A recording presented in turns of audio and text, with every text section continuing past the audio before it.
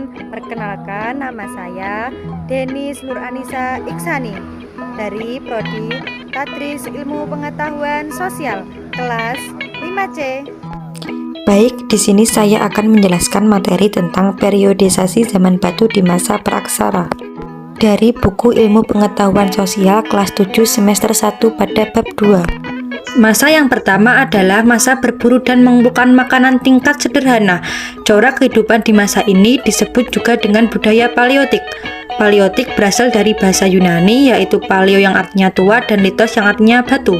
Masa berburu dan mengumpulkan makanan tingkat sederhana berlangsung pada zaman batu tua, karena alat-alat yang digunakan manusia pada zaman ini masih sangat sederhana dan masih sangat kasar. Masa ini berlangsung diperkirakan sekitar 12 tahun yang lalu. Adapun manusia pendukung pada masa Paleotikum yaitu Meganthropus, Pithecanthropus, dan Homo. Kehidupan sosial masyarakat pada masa ini ditandai dengan berburu hewan dan mengumpulkan tumbuh-tumbuhan yang bisa dimakan atau food gathering. Pada masa ini, kehidupan masyarakat masih sangat bergantung pada alam. Mereka selalu hidup berpindah-pindah atau nomaden, mengikuti sumber air, hewan buruan, atau sumber makanan mereka.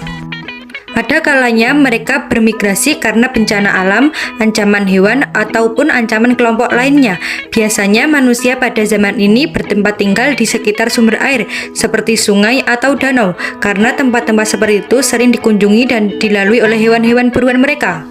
Kehidupan sosial masyarakat pada masa ini hidup dalam kelompok kecil untuk berburu dan mengumpulkan makanannya. Jumlah anggota kelompok diperkirakan 5 hingga 20 orang. Pada zaman purba, populasi manusia sangat kecil karena kehidupan yang berat untuk bertahan hidup. Dalam kelompok terdapat pembagian tugas kerja. Laki-laki biasanya melakukan pemburuan, sedangkan wanita bertugas mengumpulkan makanan dan juga merawat anak.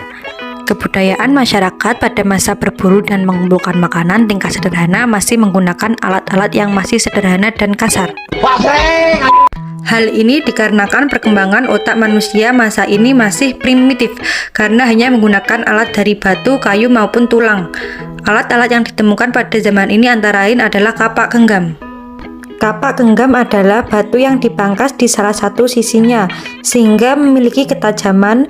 Fungsi dari kapak genggam yaitu untuk memotong dan menggali umbi-umbian. Kapak perimbas bentuknya hampir sama dengan kapak genggam, namun lebih besar karena fungsinya untuk merimbas kayu serta sebagai senjata. Kapak genggam dan kapak perimbas hampir tersebar di seluruh Nusantara.